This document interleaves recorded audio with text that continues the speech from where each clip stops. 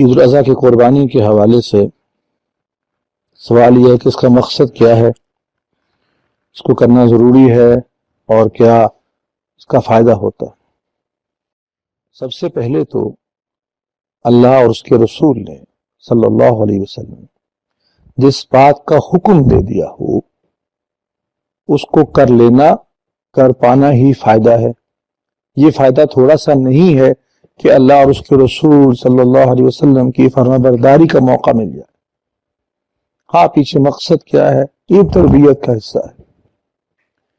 اسی لیے اس کو سنت ابراہیمی بھی کہتے ہیں کہ ابراہیم علیہ السلام نے اپنے بیٹے کو اللہ تعالیٰ کے حکم کے مطابق ذبح کرنے کا فیصلہ کر دیا، اور جب جو ہی چھری پھیری تو اللہ تعالیٰ نے اس بچے کو، اسماعیل علیہ السلام کو، دمبے سے تبدیل کر دیا۔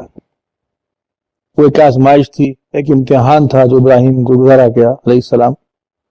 ہم بھی یہ قربانی کر کے اللہ کے حضور یہ اعلان کرتے ہیں کہ اللہ یہ قربانی تیرے لیے ہے، یہ گوشت پوست، اس کا کھال، سب کچھ تیرے لیے، اگر تو جو کہے گا ہم تیرے راستے میں قربان کر دیں گے۔